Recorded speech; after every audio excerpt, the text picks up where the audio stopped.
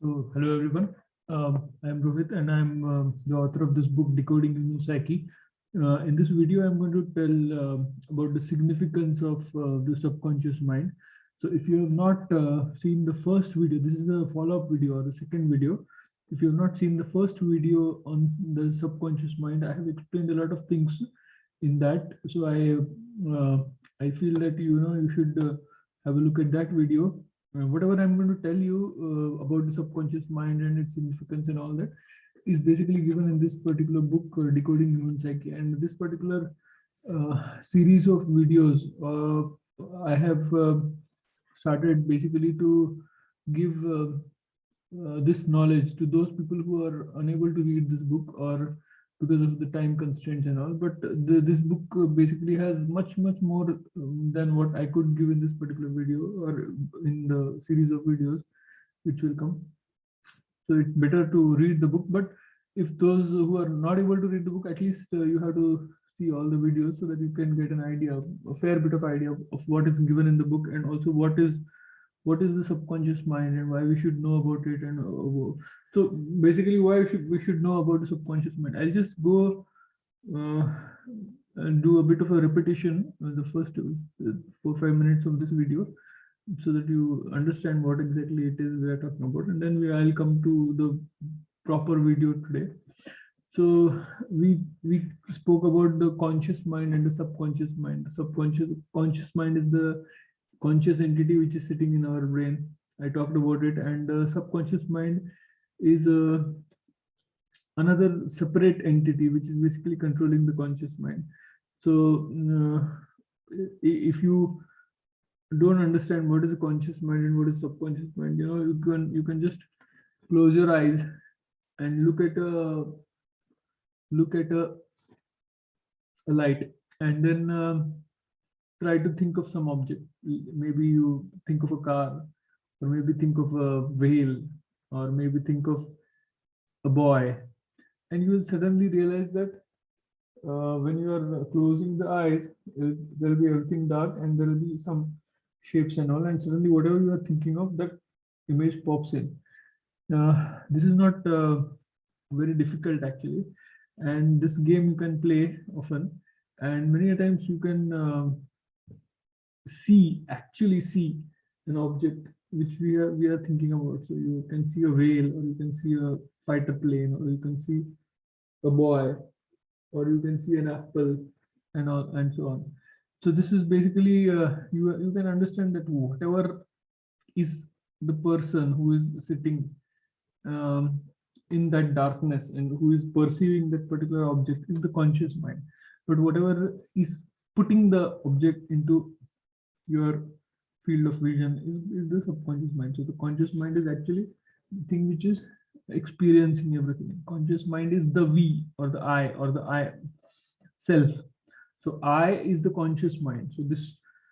So I am not the body, I am not the subconscious mind, I am the conscious mind. So you are the conscious mind, or you are the consciousness, the conscious entity sitting in the brain. So this is what is the basic understanding which I have developed over the years. We also talked about what is the subconscious mind, which is basically its basic duty is to create a subconscious map of the entire world. Of the memory is basically the with the subconscious mind. So it will basically keep recording your events, and you can basically log on to it afterwards. And it is like a reservoir of subconscious thoughts or tendencies, and also it's a recorder, and it's also like an AI computer. So it will keep putting urges or vritti into your conscious mind, and these vritti will keep these are basically urges of which are closely related to your reward center, or happiness, or anxiety center, or basically punishment center. So these are also centers which we discussed about.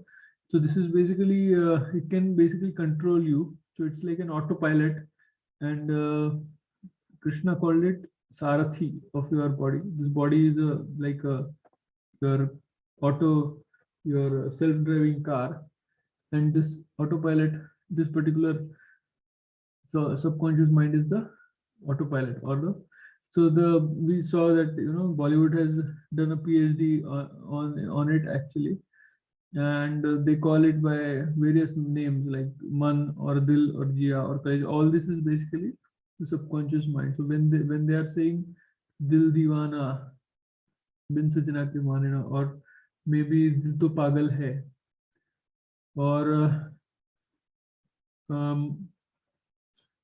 Jia Jale, or Kaleja Thanda Ho Gaya.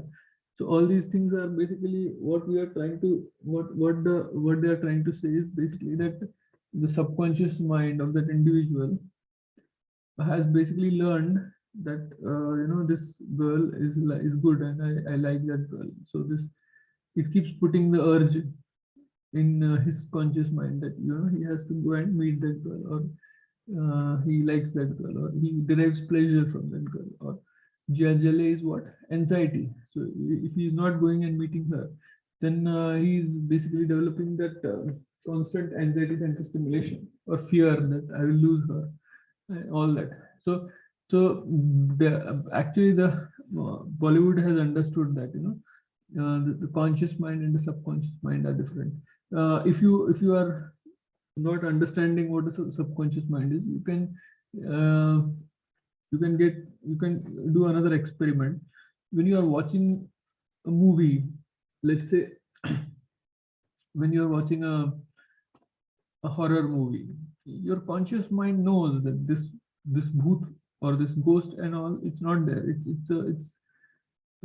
It's all not real, but you still get those urges of fear, or some hand is coming, or some, so you get scared, or your heart rate increases, or your breathlessness increases, and your so whatever these urges are of fear, which are just because of your subconscious mind, because your subconscious mind doesn't know that this is not real. So whatever you are seeing, it feels that it is real to the subconscious mind.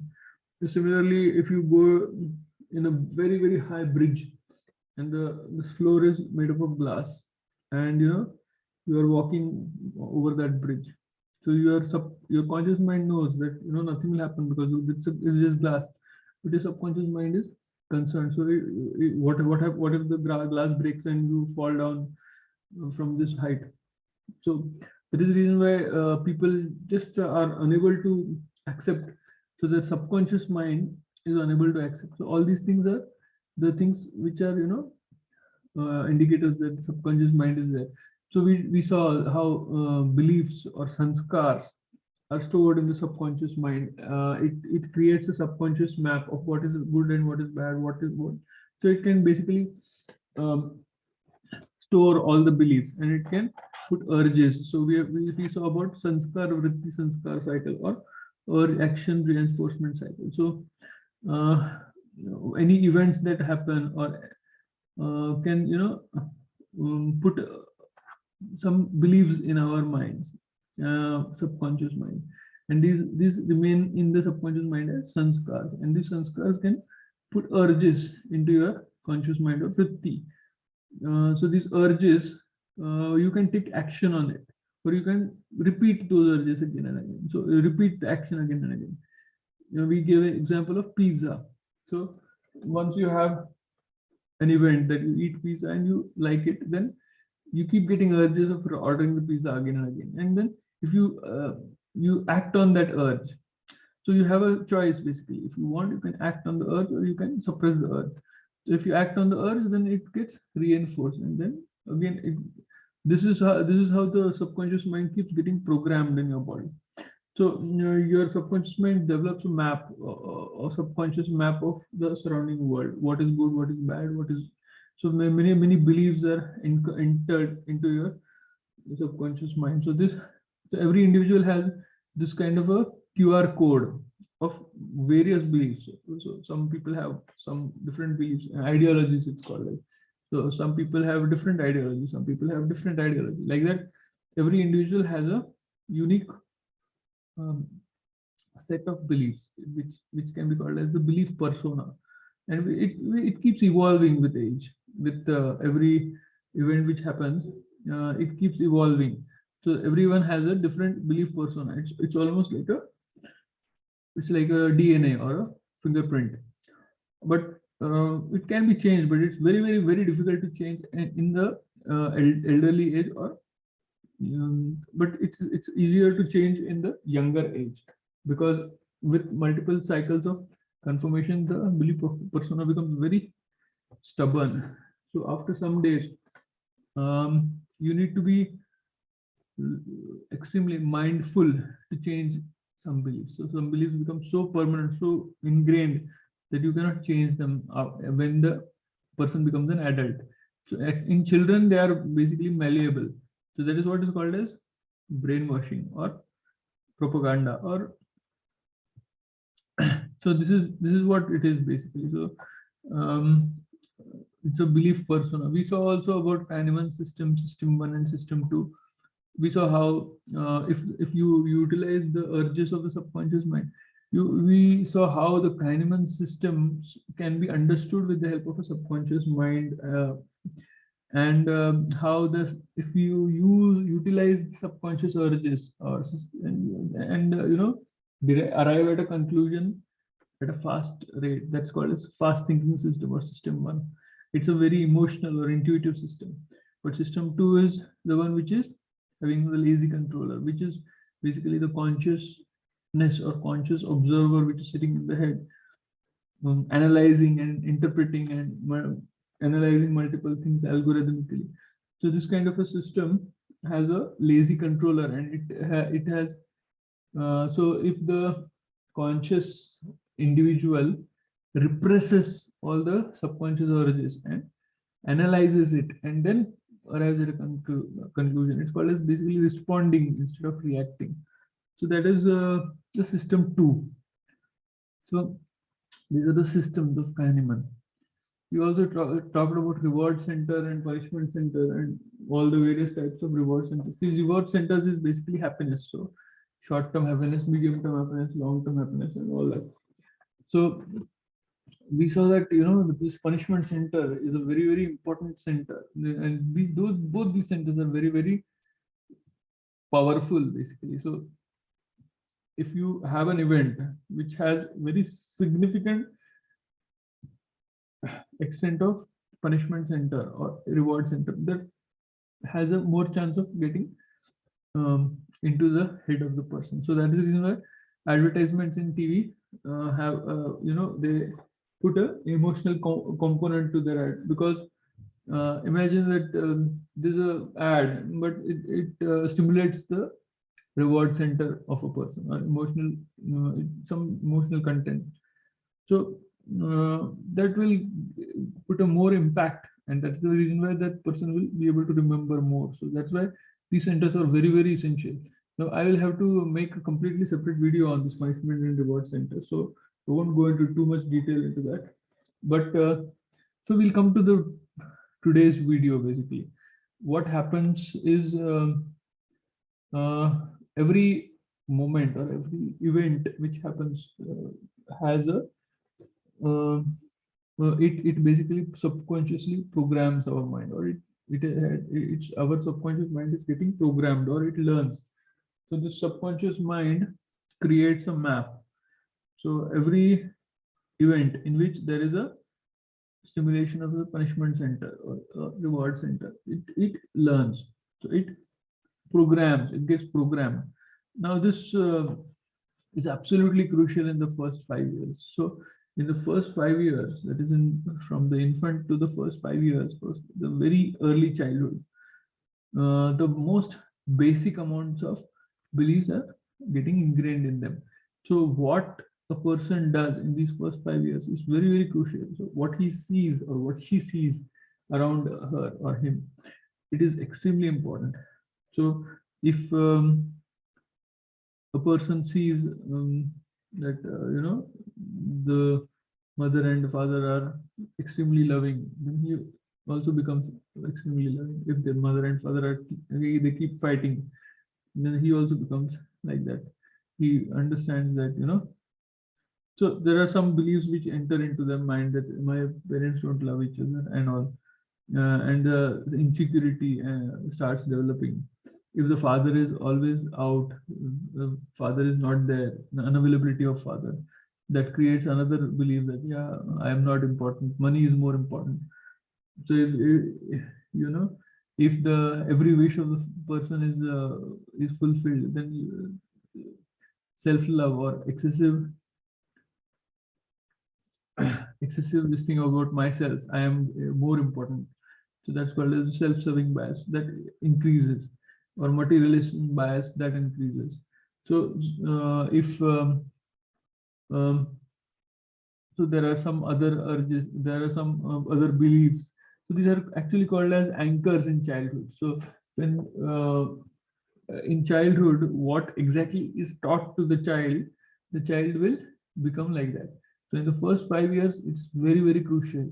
So in some families, in some families, which are business families, they will teach how money is important and how money creates money, and how every small money you have to account for.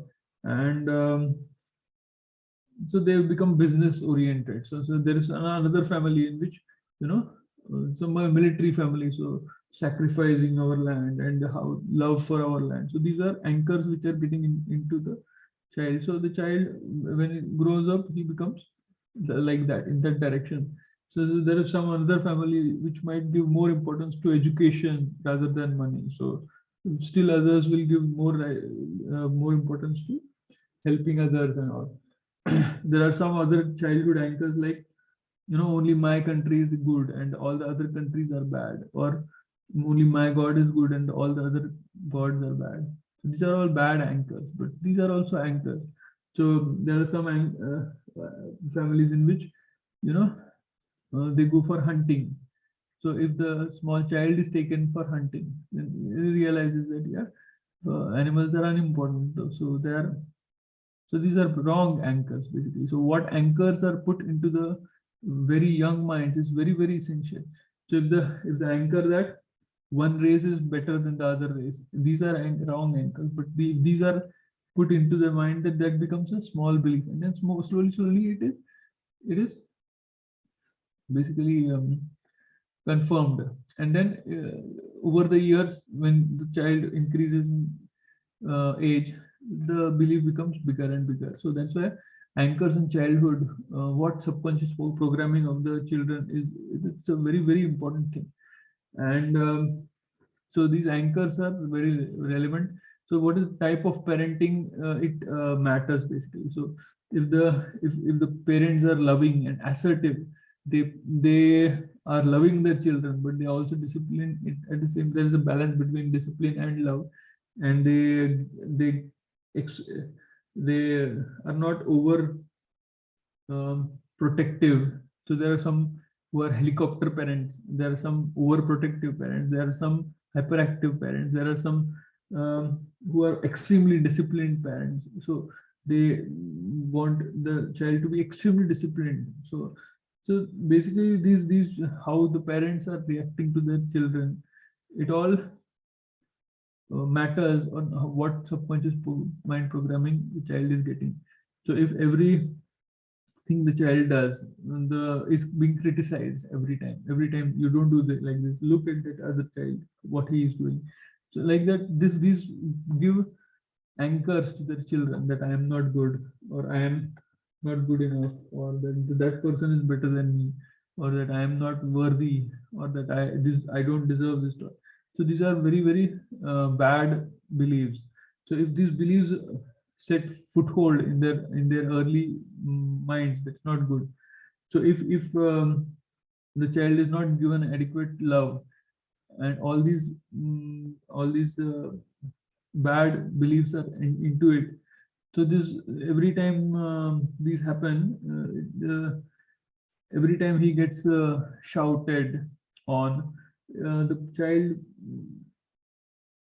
believes, confirms this belief that I am not worthy, or I am not good, or there is a devil, or there is some. So the insecurities start developing. So that causes anxiety center stimulation. So if the subconscious mind gets malprogrammed and it starts putting a lot of urges of anxiety, that can be the cause of the ADHD or the and anxiety ADHD disorder, that is hyperactivity disorder in children. Or it maybe if this is the maybe it can be the cause of autism, which I'm going to tell you in the later.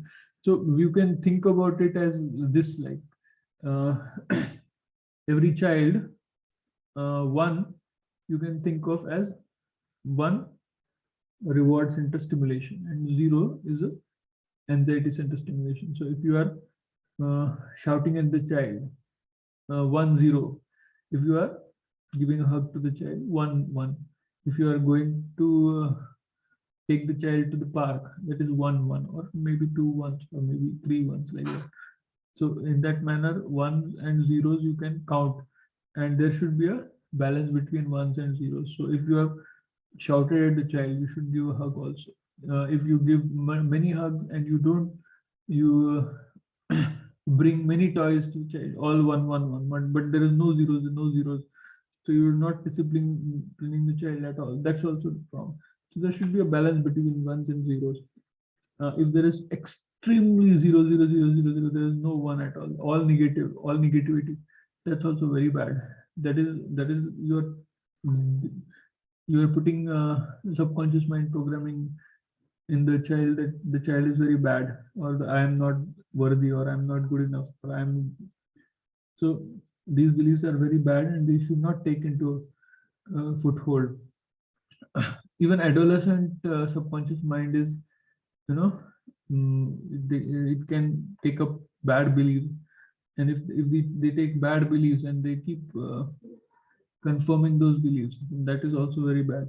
Like some adolescents keep watching in movies and all, bad scenes are there and porn is there, and they have this thing that, I have a lot of money, so I have my children, my parents are powerful, they are politically well, they are wealthy.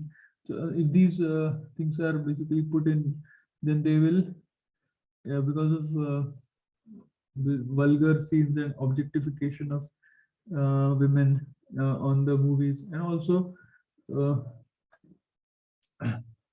in so what is happening is that their mind gets a belief that a woman is basically an object, and and there are some religions or some castes which are basically not good enough, and they are very lower in dignity, and they're so they can be utilized as objects of sex.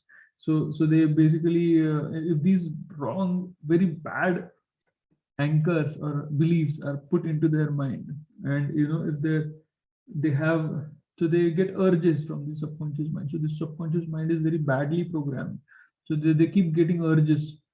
So when a potential um, young lady comes, and then this adolescent is there, and then subconscious mind is badly programmed, so it puts an urge into it. And there are some other urges also, that nothing happened, she's a lower caste girl, nothing will happen, and I am very strong, my parents are very strong. So the repressing mechanism is also doubtful, or it's non-existent. So in these are ideal circumstances for rape. So that way, how the adolescents are being programmed, what sanskars are, what the traditional way of saying is, what sanskars are being put into their mind is very important. So adolescents, what beliefs they are inculcating, what ideologies they are inculcating, it's very highly relevant, um, because the subconscious mind, whatever programming is happening in the subconscious mind, that keeps putting urges into the conscious mind, and these urges will be influencing what decisions they take, and these decisions will lead to long-term consequences also, and very likely whatever are the programming. So whatever beliefs that they are inculcated in it, more likely is that the person is going to confirm those beliefs instead of refuting them. So it takes a lot of mindfulness, like a lot of effort to refute your own beliefs. So if you are believing in one particular thing, that this particular uh, ideology, this particular um, let's say Jews are bad or Jews are, so this belief, to get out of that belief, you take a lot of effort, mental effort. But to confirm the belief, it takes much less effort, and in fact, it gives pleasure. So there's a reason why the more likelihood is to confirm the belief and make the belief stronger and stronger. So that is the reason why these things are very, very important. What subconscious mind programming, what beliefs are happening, because the subconscious mind, so subconscious mind will create this particular map. So this map will affect the choices. Now here I have just explained how the um, subconscious mind programming and the urges are related to anxiety center and reward center. So if there is some activity, we discussed this before actually, that there is some activity X, and then it gives pleasure. So the conscious mind, it keeps putting urges of pleasure of into the conscious mind, that I want that activity. So if you are indulging in that activity, then reward center comes, and that reinforces the urge. But if you are not taking the activity, constant anxiety and stimulation happens, that also reinforces the urge. Like this activity could be watching porn, or having going on social media and Facebook, and also alcohol or drugs. It could be any activity. It could be playing, or it could be a video game, or it could be reading books. So this is basically short-term pleasure. So short-term pleasure is very addictive. So as soon as you stop the pleasure, you will stop getting that reward or that happiness. So you will get the urge. Urge is actually the wrong word actually. So you will get addiction of it. So you will constantly get that urge of anxiety, that I'm not getting it, I'm not getting it. So this anxiety, there's a only the reward you will get only when you are doing that activity. When you are not doing that activity, you keep getting the urge to do the activity. So this is how the subconscious mind influences the conscious mind, decisions of the conscious mind. So every time you have to choose which activity, which urge. So you might get multiple urges. So some urges are right and some urges are wrong. So the subconscious mind, if it is a good trained subconscious mind, you will get good urges. But if you are having a very badly programmed subconscious mind, then the urges will be bad ones. So you'll have to do extra work to repress the bad urges. But if you're not doing that, if you're ignorant about it, then you keep acting on those bad urges, and then you keep programming your subconscious mind further worse. So your subconscious mind will start accumulating all the filth, and then your urges will also be so bad. So here the autism spectrum disorder is basically explained in this diagram. The subconscious mind, there is basically some belief which enters into them, because it's called as refrigerator mother hypothesis, which is actually not very proven. But basically the mother is, or maybe the father, or maybe some another people, they are basically very demanding, and they want a child to behave in this particular manner, and if that is not happening, then a lot of punishment is given to the child to discipline the child, and a lot of shouting, and a lot of, so every time the child is being compared, the child is not uh, the progress of the child is not satisfactory according to them, and the child is basically uh, this belief develops that I am not worthy, or that there is some threat, or there is a stranger which will harm, or there is a they will thrash me, or then I will get a punishment. So I'm unimportant. So these are bad beliefs basically. So they should not enter into the subconscious mind of a child.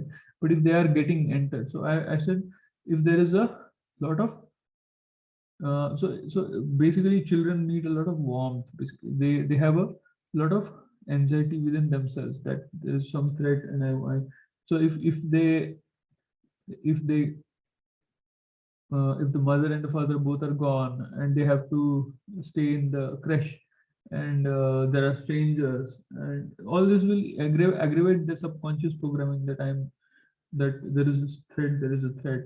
And after that, if the mother and the child father comes home, a lot of warmth is given, and a lot of hugs, a lot of kisses, and a lot of uh, saying that I love you and all. This will relieve their anxiety, so they know now that yes, my father and mother loves. But if this doesn't happen, and if the father and mother keep pestering them for small things, that you have not written, you have not done homework, you have not done this, you have not done that, look at that other child. So in that manner, what happens is that these beliefs start entering into them, that I am not important, or that they will threat me, there is a threat. So these beliefs, the subconscious mind will keep giving urges of anxiety. So this conscious mind, if a stranger walks into them, then anxiety center gets stimulated. And if some action is taken, so basically what it does is the child avoids talking to strangers, or the child doesn't want any change in the environment. So these are and the child become hyperactive, hyper anxious. And after some point of time, the child is actively avoiding any sort of change in the environment, which causes anxiety.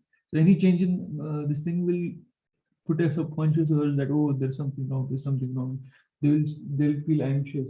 And then all ego depletion can also explain the the conscious mind has to constantly cope up with this anxiety, so it has to keep on working hard to suppress this anxiety, because of this constant threat which it has got the belief in. So this ego depletion will hinder the child's performance, and then that child's performance, basically it's like they are unable to understand the letters, and they are not able to progress in their learning of languages and all, which is also again they will basically this hindrance in learning is called as dyslexia or autism. So basically this can be explained very nicely with these sort of psychological phenomenon. So now we'll just talk in brief about the self-serving bias, but the self-serving bias is a completely separate video. I'll give a separate video for this. I won't be discussing too much. But what is the self-serving bias? Self-serving bias is also called as aham or ahankar. This is a part of the subconscious mind actually. So this part of the subconscious mind is very powerful. That this is basically the basic aim of this self-serving bias, or this part of subconscious mind, is to maintain a self-esteem of a person. So if a person realizes that somebody else is lowering the self-esteem, or so every person in the subconscious mind has a subconscious fear of death, and also subconscious fear. There are multiple fears basically. So this anxiety is a very important part. So anxiety of failure, or anxiety that of the future, or anxiety of unknown, or so anxiety of disease, or anxiety of being ostracized or being thrown away from the society. So the society is not going to accept me. I'm going to be a failure. I'm going to fail. I'm not going to succeed in this particular activity of mine. So these all failure fears are there, anxiety. So this self-serving bias is basically to repress this anxiety. So what it basically does is, but it's actually one of the causes of anxiety. Mostly this anxiety is caused by self-serving bias. So this self-serving bias, it is it has a belief inside that I am the center of the universe and I am important. Basically, I am somebody important. So I have to have this particular self-esteem. So if somebody is proving me wrong, or if somebody is, so the exact opposite of this self-esteem, self-serving bias is called as humility. So if you are being humble, that yes, I am stupid, I don't know a lot of things. So if this humility is not there, how dare he calls me stupid, how dare he preaches something which I don't agree on. So this is what is called as self-serving bias. That is, there is a belief that I have to keep my uh, self-esteem high, and then I have, so this basically subconscious belief, subconscious part of the subconscious mind will keep putting urges of anxiety if there is a, or insecurity, if uh, it realizes that there is some event which is happening that is potentially lowering its self-esteem. That is, it is proving you wrong, or if somebody is preaching something which you don't like, or so if the typical examples are that, if there's a, you form a particular ideology that um, you're a leftist, and a rightist person comes and he starts preaching how capitalism is important and all, but you believe that, no, capitalism is not important, socialism is good, or everybody, the taxes, the rich have to pay more taxes. So this guy is preaching that capitalism is good, so you get offended. How dare he? So subconsciously, how, what you are saying is, how dare he proves me wrong? How dare he? He doesn't know anything. I know more. This is a subconscious belief. So this causes the self-serving bias to get. So this self-serving bias is a part of subconscious mind. So that is why people who have a very, very, very high subconscious mind, self-serving bias, are called as narcissists. So actually, self-serving bias is like a gatekeeper of the. Uh, so remember that this self-serving bias is primarily connected to the anxiety center, hyper anxiety, or punishment center, or you can say that one of the prime causes of anxiety center stimulation is self-serving bias. So uh, if there is any event that happens which is causing it creates insecurity. Self-serving bias creates insecurity. But any very hyper stimulation of anxiety center, what it does is that it shuts down the system two, or conscious of this. Anxiety is too much for the conscious mind to handle. So you cannot expect the conscious mind to deal with this anxiety at the same time think logically or think. So the system two of the Kahneman is basically shut down because of excessive anxiety.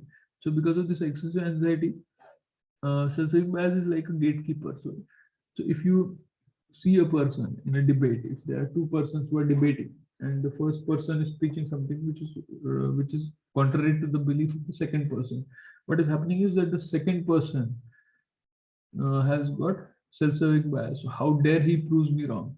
So he starts developing hyper anxiety because of the self-serving bias. Because of which, what happens is that he starts retaliating.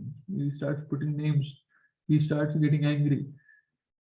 So this way, if the hyper anxiety is developing, or hyper anxiety center stimulation, what's happening is that his system two is getting shut down. So whatever arguments are being done by this first person are not going into the brain. Actually, they are just going, they're returning from here itself. So because the second person, because of the hyper anxiety, the intellectual systems are shut off. So it's like a gatekeeper. So he cannot make sense of or analyze these arguments. So he is basically incapable of debate. So if there is a very high self-serving bias, they are basically attending the debate to to slash the opponent's beliefs. So they have no interest in actually understanding the arguments of the opponent. So uh, that kind of mindset is called as a slayer mindset or a soldier mindset, because they want their belief to be right. They don't have any interest in understanding what is the right or what is wrong. Their concept is what I am right, nobody else is right. So these kind of people are called as narcissists, basically narcissism. So they will keep manipulating other people because other people are unimportant or other people are wrong. Only me or only I am important. So my self-esteem is absolutely relevant. Others' self-esteem is unimportant. So these are called as narcissists. They have very high self-serving bias. So self-serving bias itself is a very big topic, and you have to completely have a separate video. But that is part of self-serving. It's a part of. It's a very important part of this is a subconscious mind, and that's why it's very important that subconscious mind. So understanding the subconscious mind is absolutely important.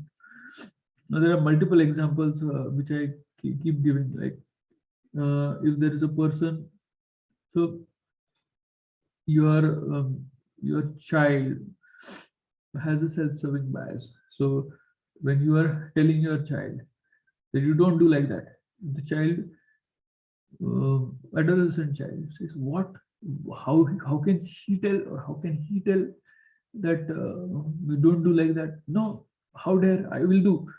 So their self-serving bias is basically getting hurt when you tell. But the same thing, if principal tells, the self-serving bias will not get hurt because that belief that the principal of the school is very, very important. So I have to basically follow them. So then in that case, the hierarchy is very important. So who is telling, uh, who is giving the particular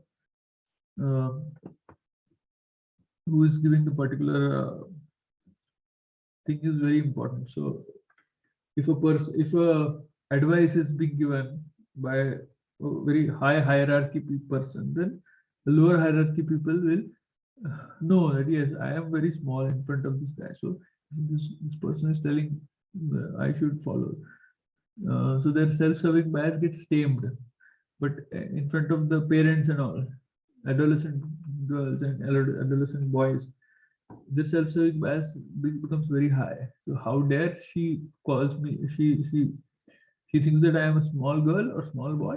No, I'm adolescent. I'm this year's age. I'm not small anymore.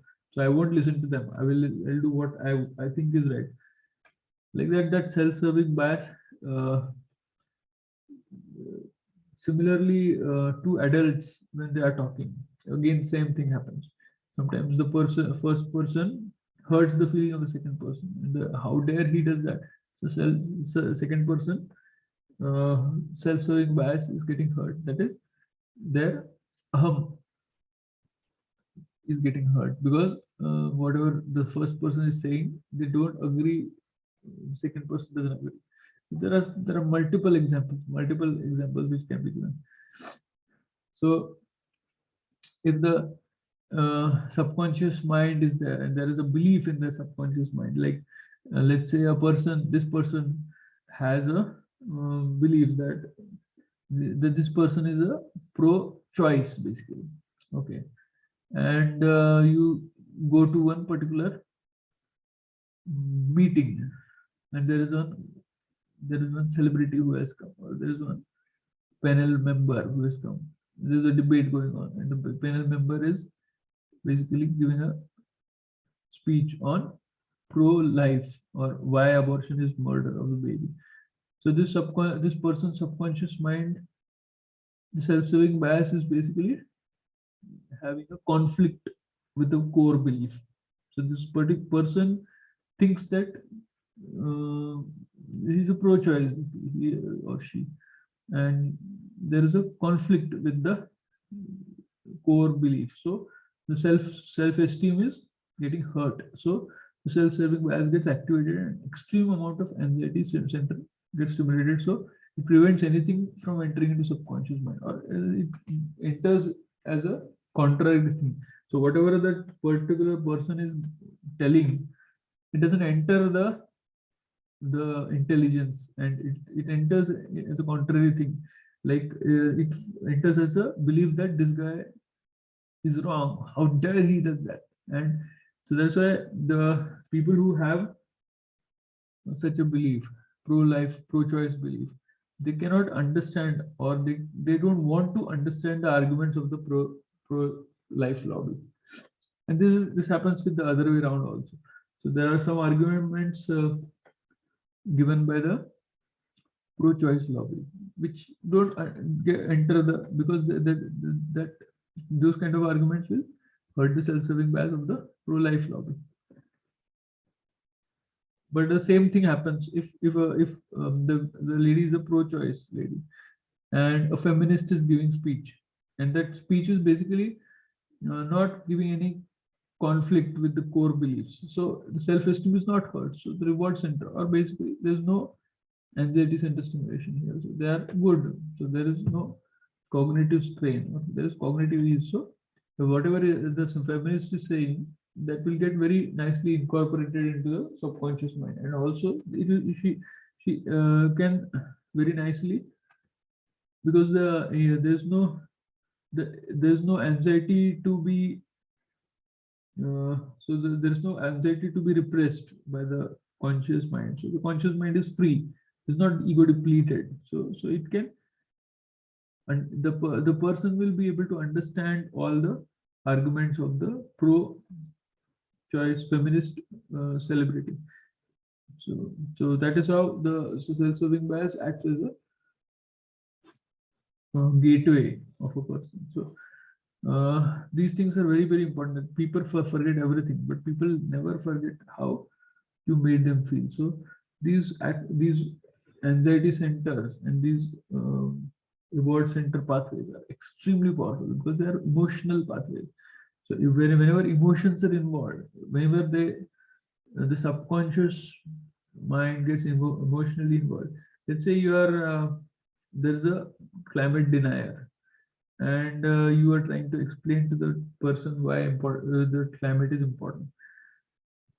Now, if you when at the end of your speech, if the other person gets hurt, and the self-serving bias is very, very stimulated, he's, because you say a lot of bad things about the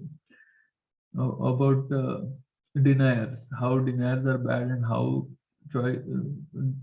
So you're giving names to the deniers.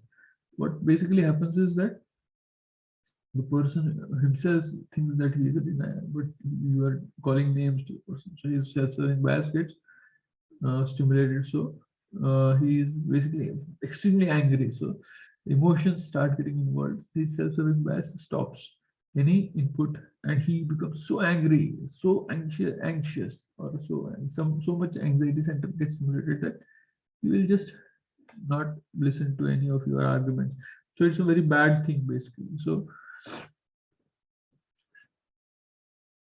you have to understand all these things, that everyone has self-serving bias, everyone has insecurities, everyone has a belief persona, and everyone has some bias or the other. So if you have one belief, then you are more likely to choose one particular thing or the other, unless you specifically repress that particular subconscious urge and choose something different than what your belief persona says. So everyone has a different set of likings. So you have to, these things are extremely important. So everyone means what?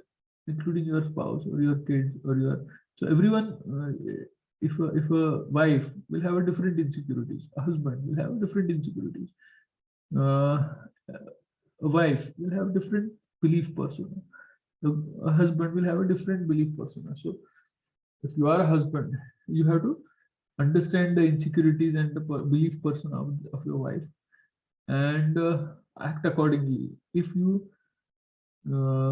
are a wife, then you have to understand the insecurities or concerns of your husband, and also beliefs of and what are the sets of likings which your spouse is. So these, if you are understanding all these concepts, then you will be, and you have to understand that your wife has a self-serving bias, your husband also has a self-serving bias, and your kids have a self-serving bias. So whenever you want to give a lesson or advice, you have to ensure that they're they are made to feel important. And their self-serving bias is not hurt. As soon as their self-serving bias gets hurt, their aham is damaged, self-esteem gets damaged. What happens is their subconscious mind puts a lot of anxiety, and their intellect just stops. So their buddhi stops working. So their emotions take over, and then you won't be able to give any message to them. So these are very important for interpersonal relations, like uh, office colleagues or boss and employee, or like that many other leaders. So if there are some leaders and you want to basically want your followers to follow a particular this thing, so you, if you are a politician and you want to earn votes of people, if you are if you are your speech is basically abusing those who are going to vote them, they will never vote you. So it has to be very, very so you have to understand the concept of the self-serving bias and the belief persona if you want to be a effective leader.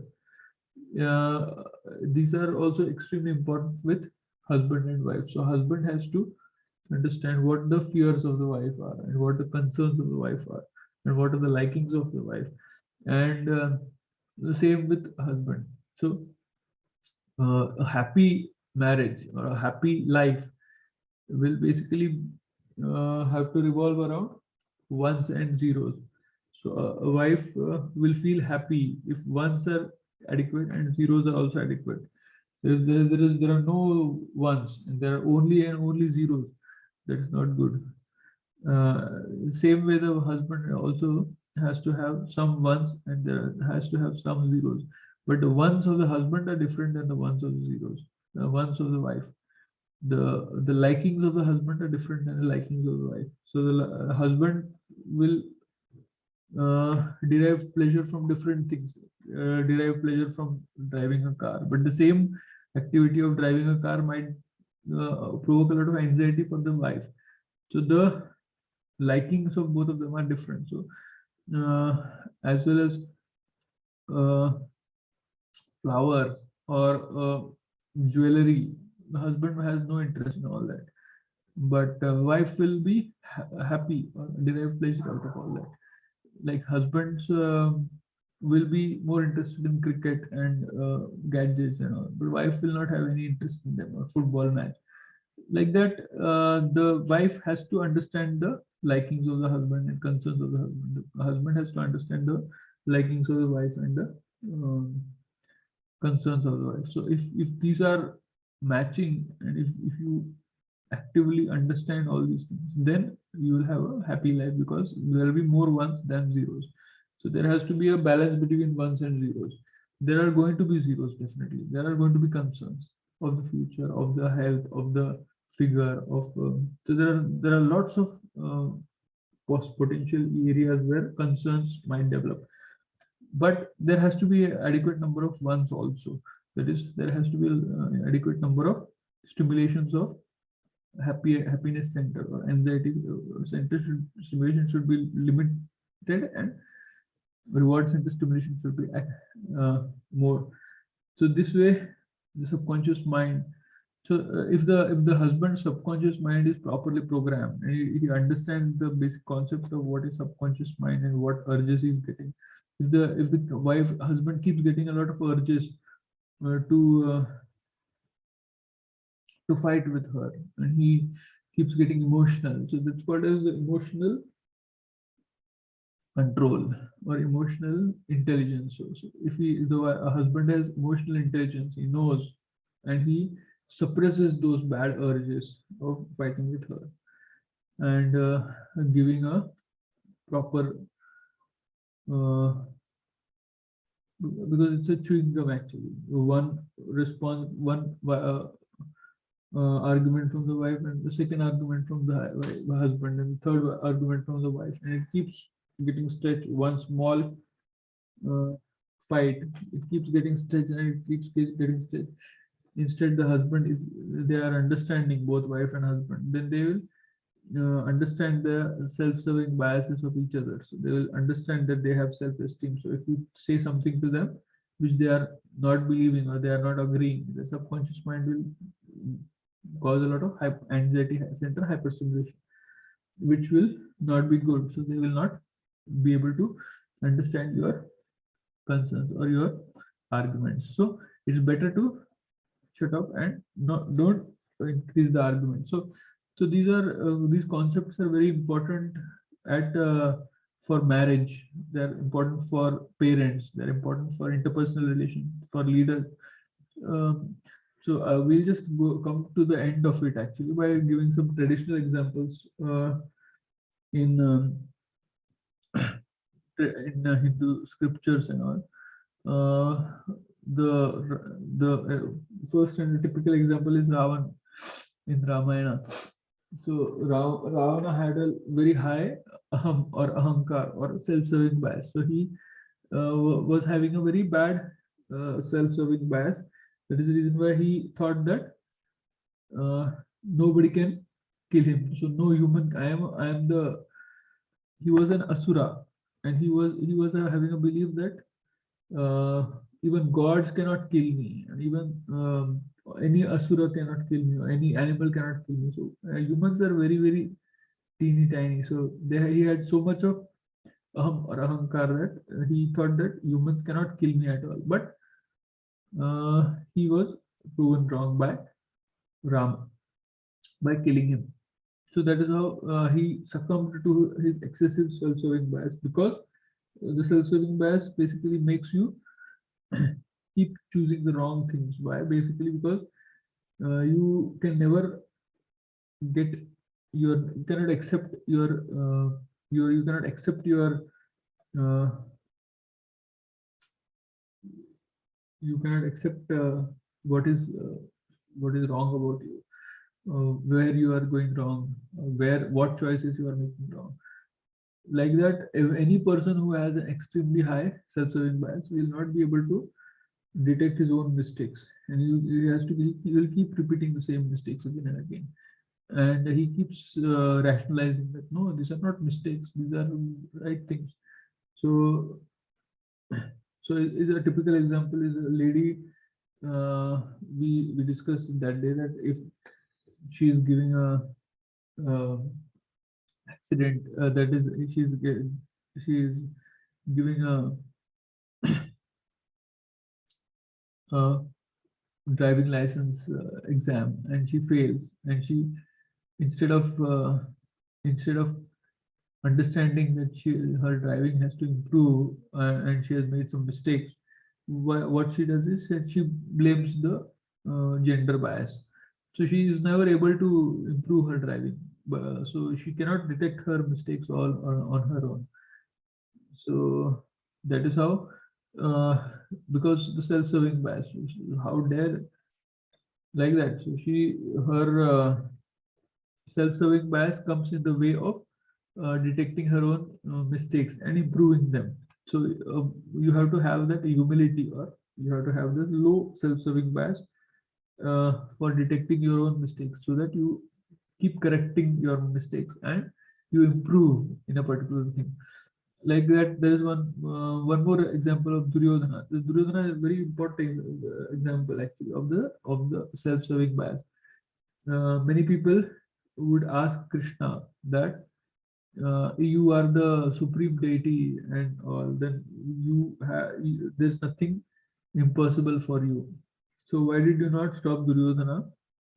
If you had stopped him, then Mahabharata war would have been prevented. So Krishna would say that, yeah, I have tried to stop Duryodhana. I tried to tell him that, whatever you are doing is wrong. I kept on telling him that derobing your brother's wife is not good. Taking away forcibly the throne of your brothers is not good. So these are very, very bad things which you are doing. So you stop doing that immediately, and you give your brothers the rightful high throne. The answer which Duryodhana gave is what? Simple. That I know what is right and what is wrong. I know that all these things are wrong. My buddhi is good enough. My intelligence is good enough to tell that all these things are wrong. But I just don't feel like doing them. What does that mean? It means that the subconscious mind of Duryodhana was so badly programmed that he kept on getting those urges to do the bad things. So he kept on getting urges. So his subconscious mind was too powerful for Duryodhana to. So he doesn't feel like doing it. Why? Because his subconscious mind keeps putting an urge of doing the evil things to his brothers. Why? Because he has kept on seeing the same things, the bad um, from his parents, basically. So the parents never, because of his father's extreme love for him, he never corrected him or disciplined him, and he accepted whatever he would do, which means that the subconscious mind programming which the Duryodhana got was of extremely high self-serving bias. So his aham was too much. He thought that he is something very big, very great, or nobody can defeat him because he has three big warriors. The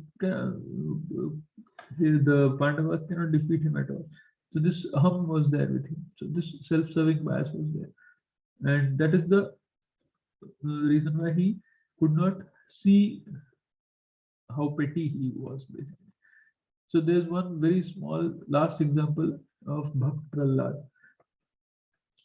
Now the typical thing which is seen is actually that an asura, uh, in the family of an asura, if a boy is born, he will be basically exposed to all the beliefs which an asura family will have. So the asura family, if they think that yeah, the other people are bad, or gods are bad, or this or that, these beliefs will get entered into the subconscious mind of the boy, and then overall, ultimately, he will also become an asura.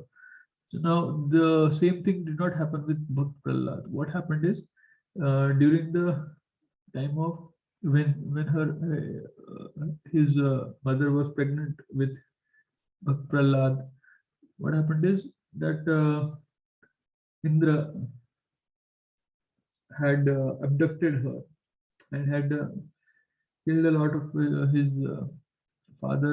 father was gone away for penance, and most of his army and all he destroyed was destroyed by Indra, and he abducted the lady. But then he realized that it was wrong, so he gave away uh, his mother in the pregnant state to Narad Muni. So the first 5 years of life of the Bhakt Prahlad went in ashram of Narad Muni, and he became his guru, and he kept on giving the right sanskars or beliefs into his mind. So because his subconscious mind was pure, his subconscious mind got good programming, good sanskar in the first 5 years of life. That's why he did not become an asura. So even if he was born in the kul of asura, he became good, and he had a good subconscious mind programming, which later proved out to be very good because he became a good ruler of Asura dynasty, and even then he was not his father Hiranyakashipu was a very evil man. He had a lot of bad things, and did not want others to. Uh, he thought that these gods are wrong. So this Bhakt Prahlad, his subconscious mind programming was different than the other asuras, and that is the reason why he became a better king than his father, and much better, not as evil, and did not kill anybody, and he was a good ruler and all that. So basically, the point to understand is that the subconscious mind programming in the first 5 years is extremely important. What the person sees is relevant. So if the person sees that the father is beating the child and the mother, then that belief enters that women are unimportant, or they are inferior. But the other way around, if the mother and father are loving and they give the this thing that mother is equivalent to father, they are both equally important, or the mother is very loving and the father is very caring. So these are good beliefs. But the so first one is the bad belief that mother women are unimportant. So like that, what anchors or what subconscious mind programming is developed is given to a child is very important. So these are the typical examples. Anyhow, so thank you very much for your attention, and I think that you subscribe to the channel for more psychology related content, and also uh, I think you watch all the other psychology videos which I'm going to keep presenting. Thank you very much. Have a nice day.